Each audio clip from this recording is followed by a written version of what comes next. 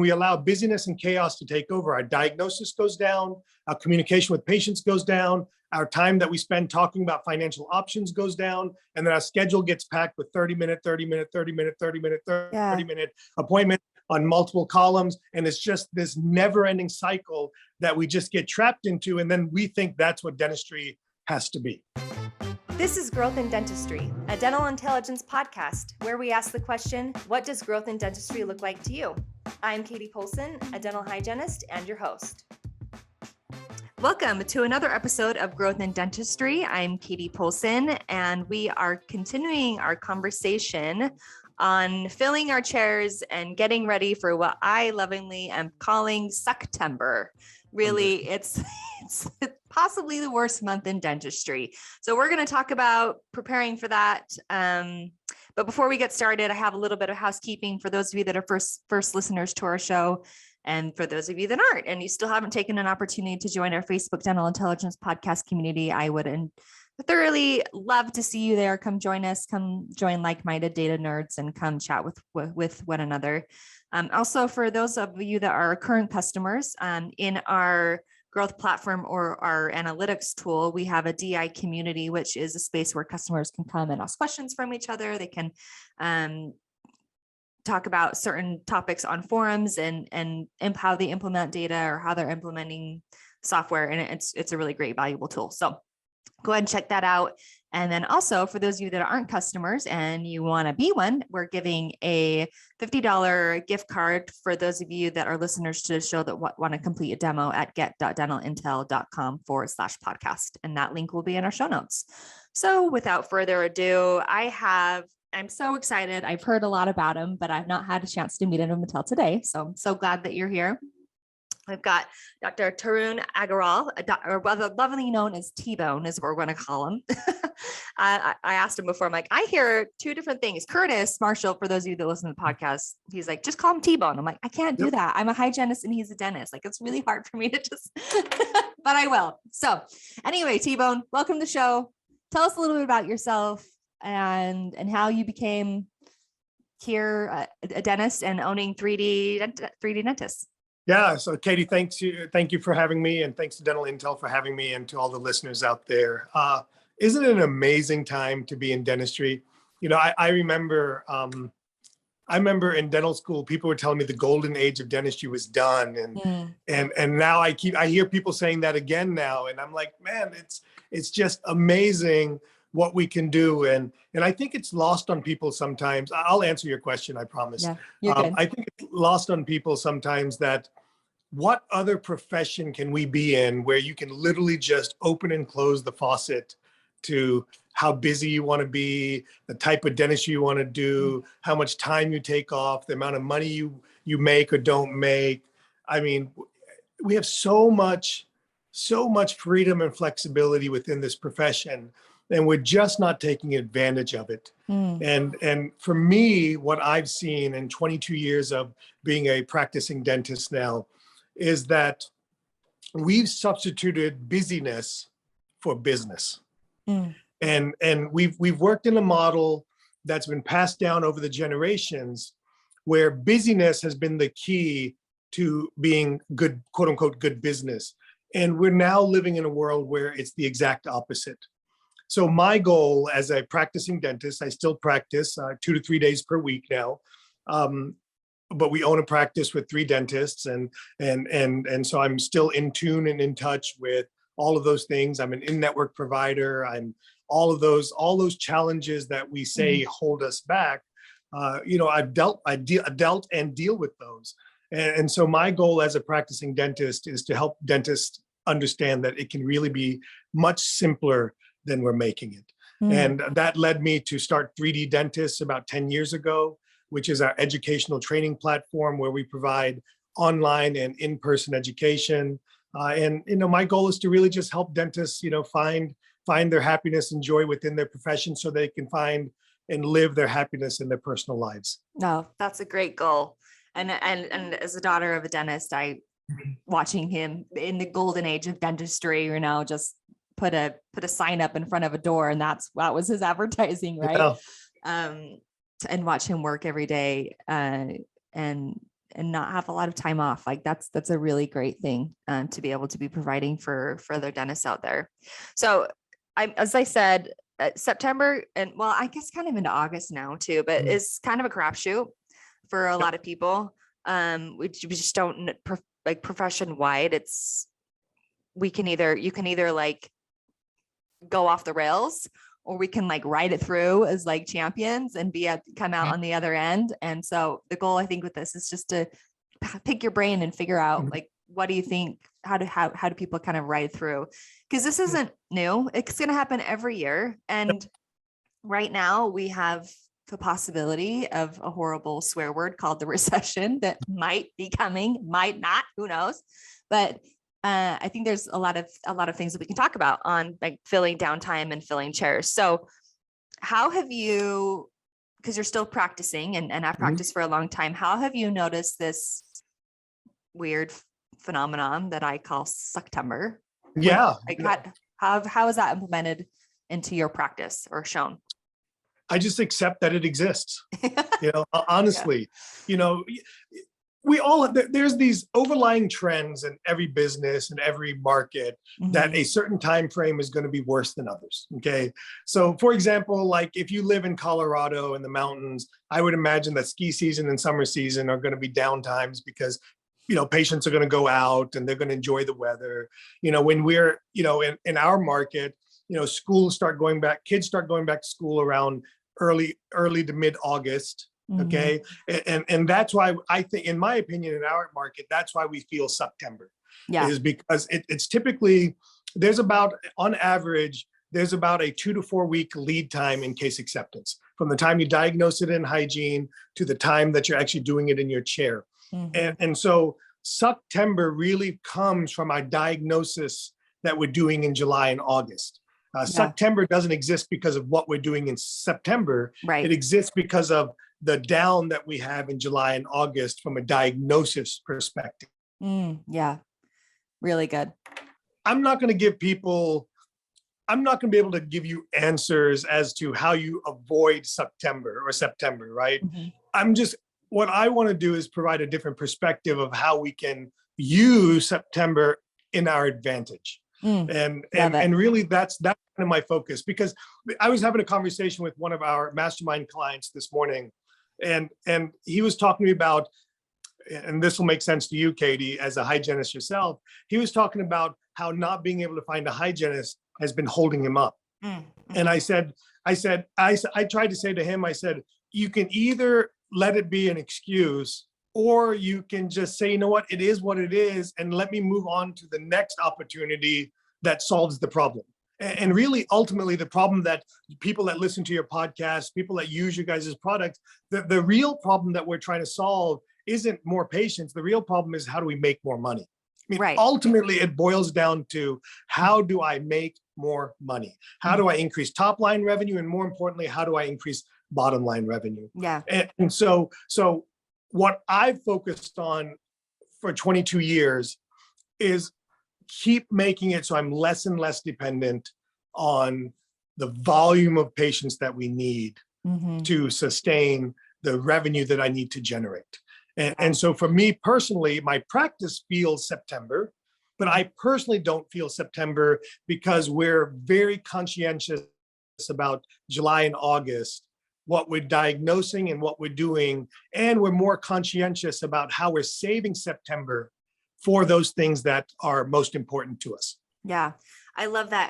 And that's kind of what I wanted to get into. And the reason why this podcast is going out before September and why we're talking about it in July right now is because I fully agree with you that if you wait till September, or even downturned economy, like if you wait for then to try to fix the problem, then you've kind of shot yourself in the foot a little bit.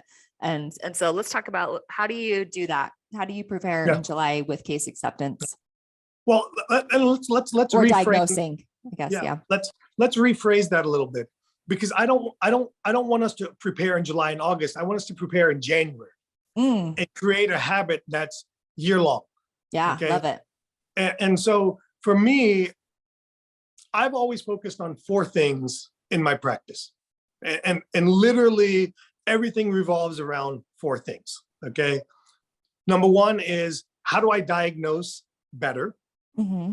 Okay. That's not necessarily more. Sometimes diagnosing better is actually doing less dentistry. Mm-hmm. Okay. Sometimes diagnosing better is actually doing more dentistry. Okay. Sometimes diagnosing better is doing more ideal dentistry versus patch and filling dentistry. So I always focus on, how do I diagnose better? Number two, I focus on, how do I communicate to patients so they accept and do more treatment in fewer well-planned visits. Mm. And I want to repeat that phrase, fewer well-planned visits, okay? Number three is, I focus on, how do I help make my dentistry affordable? And affordability has very little to do with price and has more to do with the modern consumer as a monthly payment consumer, okay?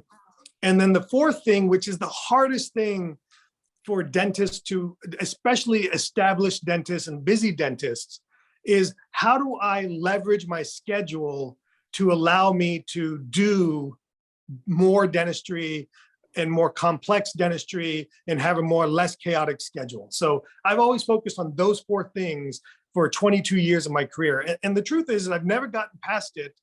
While I may personally get past it, my practice has never gotten past those four things, because every other year, 30–40% of my team is brand new.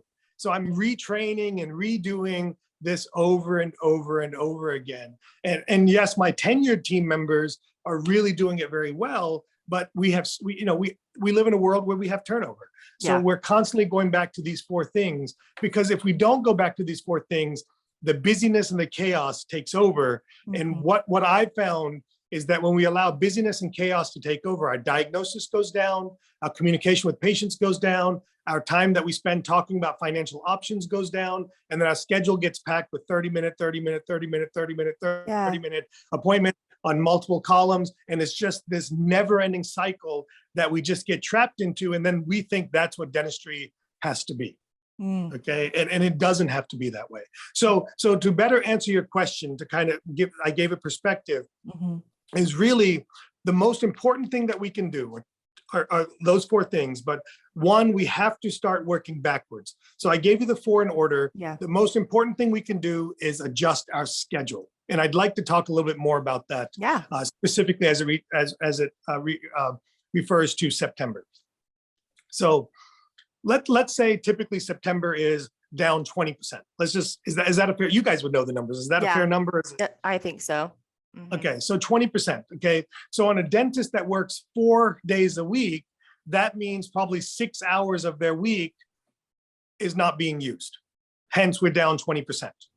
Okay, what I would say to somebody starting in July and August is to take advantage of the September slowdown to experiment with a new way of looking at scheduling. So what I would do is I would say, you know what? Let's take Monday, Tuesday, Wednesday, Thursday in September, and let's compress our schedule, our normal schedule, into Monday, Tuesday, Wednesday, and let's start making Thursdays an ideal day. And an ideal day to me would be blocks of 2 or 3 hours appointments where we do fewer well-planned visits. And the only thing we can put into that Thursday would be patients that have 2 or 3 hours worth of dentistry. If they have only one tooth, they can't go in there unless that one tooth takes you 2 or 3 hours. It's a different problem. Right. But that's the only thing I would put in that Thursday. And we're not taking advantage of this time to experiment. You know, and then so we got to take advantage of that time to experiment. So I would take however much I'm down. Okay, let's call it half a day's worth of work that week. Then I would make Thursday afternoon my ideal day. Like, I'm going to see one patient every Thursday afternoon as the dentist. Okay, and that means that's a 2 or 3 or 4 hour appointment. So that means in July and August, I'm very focused on diagnosing patients for 3 or 4 hours worth of dentistry. So I'm giving them a chance to say yes to the best, and giving them a chance to come in and do their dentistry in fewer well-planned visits. Yeah, it's so profound. It's a great way of using something that normally would just be dumb, like crappy, and like being able to use because it's so scary to stop the machine and try to rearrange everything just to try to figure out, okay, well, I don't want to work every half an hour, but I don't know how to stop it. So what a perfect time to do it. And such a great idea. I love that. Look at how much you were down last year, right? Mhm. And take those hours and make it your ideal day, which is going to look different for everybody. Right. Yeah. Yeah. Some people, Yeah. their ideal day may be 1 hour visits. I don't Yeah. know. I mean, for me, Yeah. it'd be one patient in the afternoon. Yeah. So, Right. Yeah. One long sedated patient. yeah. But see, Yeah. but see, what you just did there was define what you would think would be a great patient visit, correct? Yes. Uh-huh. And so what we teach at 3D Dentist is what we call priority scheduling. And that's where we define what it is we want to do Mm-hmm. that makes us happy. And you know what? And say, you know what? We're going to prioritize a VIP spot every week in our schedule for only that type of patient. Mm-hmm. And Yeah. then what happens is you create this awareness on your team that Thursday mornings are our sedation single visit patient. Mm-hmm. And then so if a patient says, hey, can I come in on Thursday morning? Then you start telling patients, we reserve Thursday mornings for our patients who choose sedation. Mm. Well, maybe I should choose sedation. Great, then we'd be happy to consider you for Thursday morning. And Yeah. your team members know, you start making your team members aware of this defined goal and this happiness that you have. And it's amazing when you start putting it out there, people start diagnosing to fill the schedule that you create. We diagnose in 30-minute blocks because that's how we schedule our patients. Mm-hmm. But Right.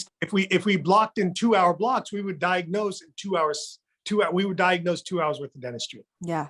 I love that. I want to back up a little bit to the Mhm. point that you made about how when we get so busy, our diagnosing goes Mhm. down. Mhm. As not a dentist, I mean, I But don't diagnose, but you're I'm a very important part of diagnosis. no, but I'm fully aware of when I am overwhelmed and busy, I am way less likely to spend the time that I need to educate the patient before the dentist comes in to, kind of drive the point home of doing the crown or whatever the treatment may be. So what are some ideas that you have to overcome that? Yeah, absolutely. So great segue. So we talked about scheduling as the number one thing because first we have to create room in our schedule. Okay. And then the second thing we have to overcome is diagnosing. Okay. Mhm. So if you don't mind, I'd like to make a possibly controversial remark Go in for some it. of this stuff. Okay. We do that often. So I've often worked with dentists and met dentists when their practices get busy and they fill their recall books and they're starting with 1-hour visits. They start saying, you know what, we have more patients that we need to see. Maybe we should cut recall to 45 minutes. Mhm. And I think that's an absolute mistake. Okay.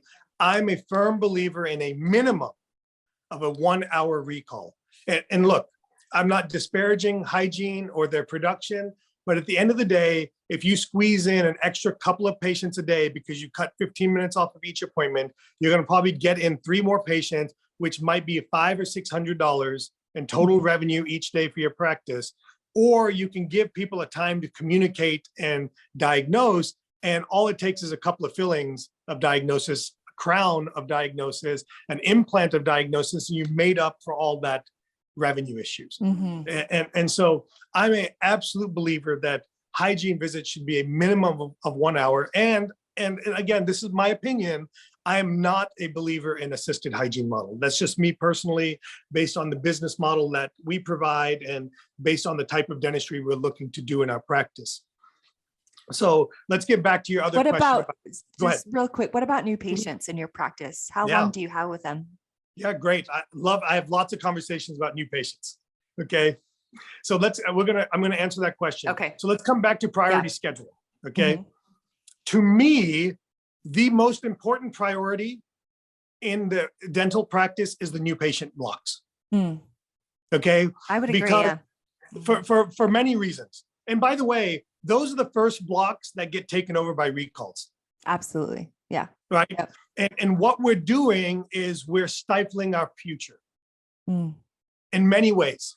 One, in new patients, by and large, need more dentistry than existing patients. Mhm. Okay. Number two, new patients adapt to cultural changes in the practice. And by that, I mean my practice doesn't act the same way it did 20 years ago. We have different tolerances of what will, like we're at a point now, if you miss a couple appointments, you're out. When I started 20 years ago, you can miss 10 appointments. I still let you come back, and so new patients are more accepting of new ways of doing things business-wise than your long-time patients. It's always our long-time patients that give us pushback on accepting a new way of, well, it's never been done that way. This is how it's always been done. So that's the other real negative of not prioritizing new patients. So for us in our practice, we schedule 90 minutes for new patients, and majority of our new patients come in through the hygiene department. So that 90 minutes includes the cleaning if it's appropriate. If appropriate. Yeah. Appropriate. Yeah. And the way I like to look at it, I think the better way to say these things on the phone is, we'll be happy to start your cleaning today. Yeah. Or start. Okay. We may not complete it. Yeah. We may not complete it, but we'll be happy, because if you're a scaling patient, I want to get started today. Right. Okay. Absolutely. Maybe we're just cleaning the tops of the teeth. Maybe we're cleaning only one quad, but there's a psychological value of a patient coming in to get their teeth cleaned and having them walk out with at least getting started. I and agree. Getting the teeth cleaned. Yeah, this is one thing that we've talked about kind of ad nauseum. As part of the show, we'll be doing these deep dives of practices that are in our top 10% of over all of our 9,000 practices of our data. And it's crazy what you're talking about right here. And it is controversial. And I'm not saying that you need to do 90-minute or 2-hour new patient exam, but what we have noticed is, out of the 6 that we've done so far, and they're all really high in different things, whether it's collections or case acceptance or getting patient, like filling the chairs or whatever it is, all of them have a 90-minute to 2-hour new patient exam. And they all have an hour recare. It's wild to me to think how much you'd think that the patient wouldn't want that. They don't want to spend that much time with you. And I don't want to spend that much time with them sometimes, but the education that it takes, right? And that's what you're doing to educate the dentist. But like, for real, it's incredible the amount of time that it takes to really get someone to accept treatment and to trust you and to develop rapport and all of those things. So really great. Patients, when they're buying things, and every patient is buying something, every time they walk into your door, they're buying something, is they notice when you're rushed, and nobody wants to buy anything from rushed people. No. Yeah. Okay. And that's what the 45-minute cycle does, is 45 minutes work if every patient shows up on time and early and everything goes to clockwork all day long. And we know that doesn't happen. Right. So an hour visit gives us breathing room for that patient. I'll give you an example. I'm a firm believer that at some point in time in the next year to 2 years, hygienists will produce more night guards than they'll do in prophies. I like it. Okay. And that'll start because during your 1-hour hygiene visit, once a year, you're going to take a digital impression of your patient's teeth. You're going to show them the wear patterns on their teeth, because it'll do it in color for you. It'll dynamically show you. And then we're going to have artificial intelligence that will design the patient a guard, and we'll have 3D printing where we can print the guard within 45 minutes before their appointment is over. It's amazing. Yes, and I so, love it. And so that level of sophistication, excuse me, English is my second language. It's mine and I still mess up. That level of sophistication never or rarely can occur in a 45-minute appointment. And so to me, keeping the hygiene visits at 1 hour are so critically important to the long-term growth potential of your practice. Yeah.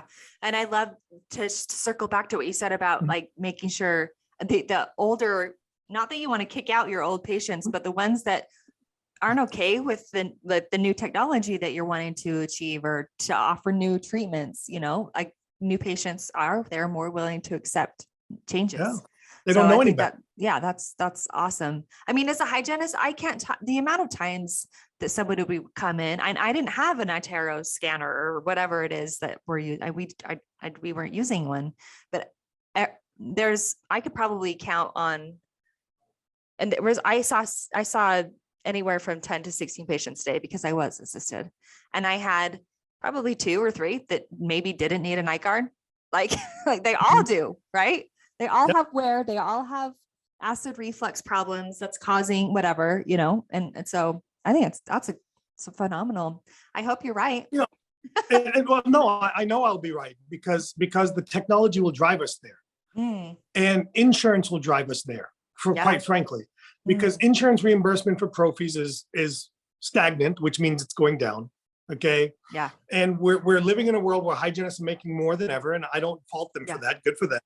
But if our reimbursement isn't keeping up with the hygiene wage increase, we've got to find something different to do. We cannot accept that hygiene is a loss leader. That is not an acceptable way of looking at things. That is, no business really runs anything as a true loss leader. Yeah. It's idiotic, quite frankly, to even to expect that or accept that.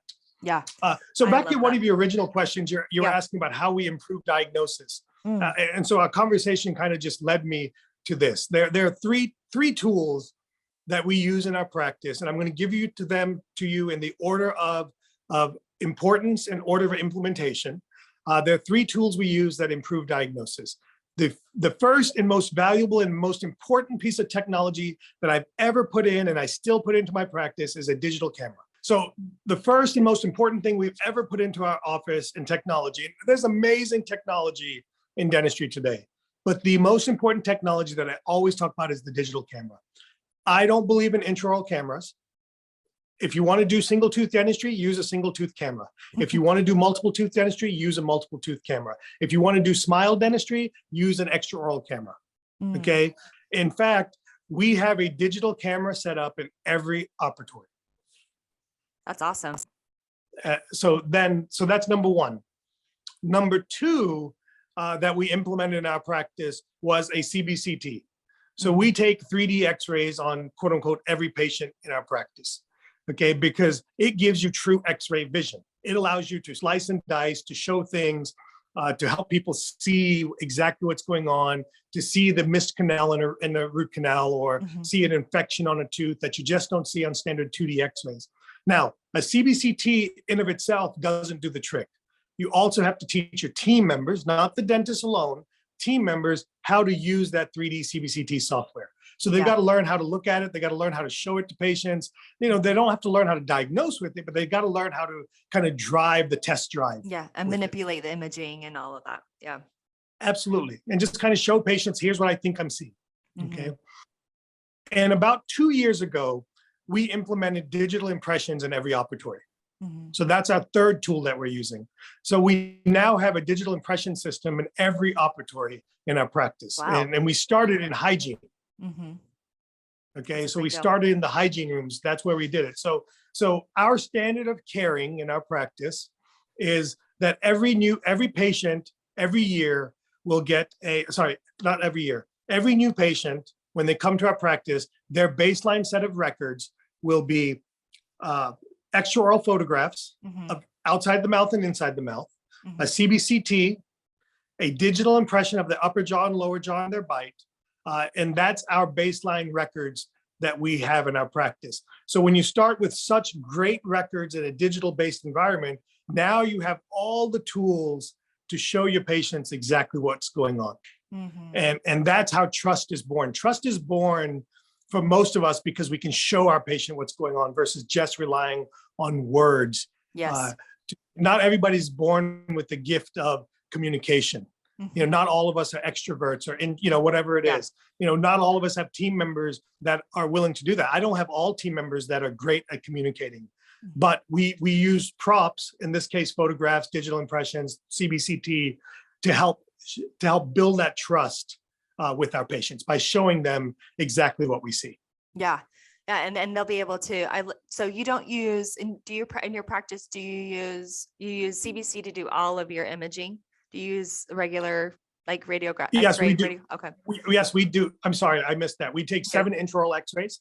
We take 4 posterior bite wings and 2 upper anterior PAs and 1 lower anterior PAs. Yeah. And frankly speaking, the only reason we take intraoral x-rays at this point is that's the only way to diagnose decay right now. Right. And Cbct is not reliable for decay. And probably for insurance verification and like sending x-rays, maybe. I don't know. You if can that's, slice and dice a 3D, yeah, a that's true. I CBCT guess into that's true. Yeah. PAs. Yeah. Yeah.